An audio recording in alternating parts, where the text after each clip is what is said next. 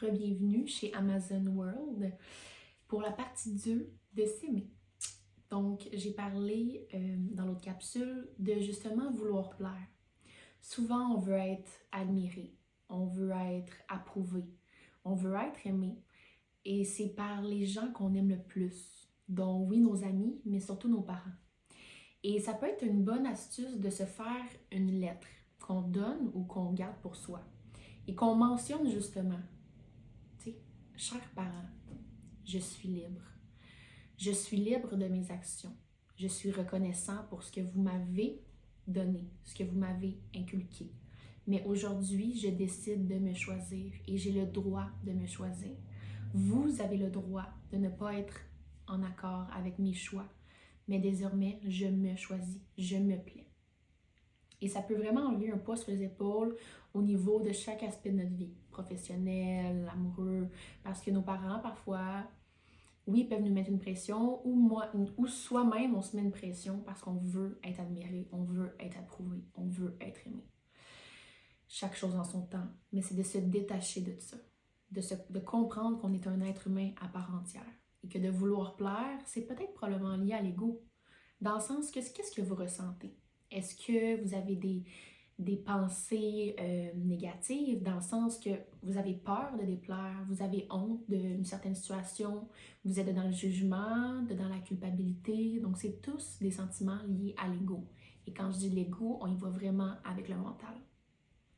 Donc, il faut que tu saches que la seule personne qui peut te donner ce regard lumineux en permanence, c'est toi-même. C'est complètement toi-même. Et ce que tu crois pouvoir mériter, c'est ce que tu vas recevoir. Ce que tu crois pouvoir mériter, c'est ce que tu vas recevoir. Et chose, c'est une phrase qui est tellement puissante, tellement profonde et tellement révélatrice que ça ne peut que vous ouvrir les yeux. Ça ne peut que te donner le goût de peut-être t'observer plus, de peut-être te chérir, de peut-être t'engager avec toi-même. Parce que parfois aussi, on va avoir des étiquettes. On va se donner des étiquettes. On a peut-être des défauts qu'on croit avoir, mais peut-être que ces défauts-là sont des qualités.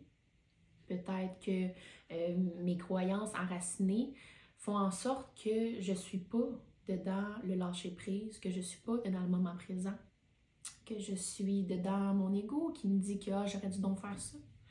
Il y a d'autres sortes d'étiquettes aussi. Par exemple, j'ai en tête, mais je suis pas assez bon. Et si tu étais assez bon, au contraire, tu es assez bon. C'est de croire en soi.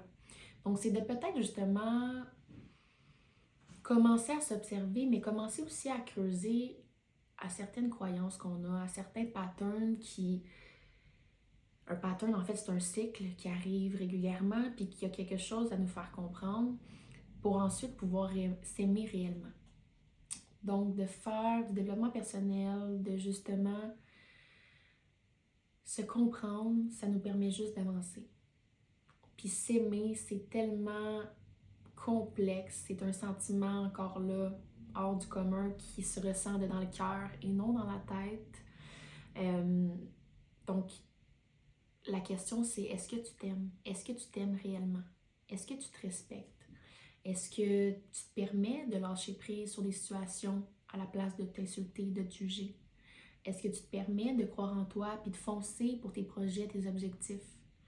Est-ce que tu décides de justement faire des actions pour toi-même et non pour les autres?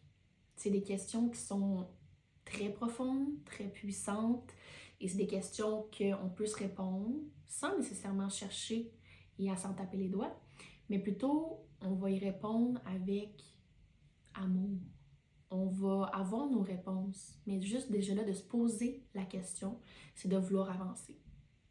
Donc, je vous laisse méditer là-dessus et sur ce, on se retrouve très bientôt pour une prochaine capsule Amazon World.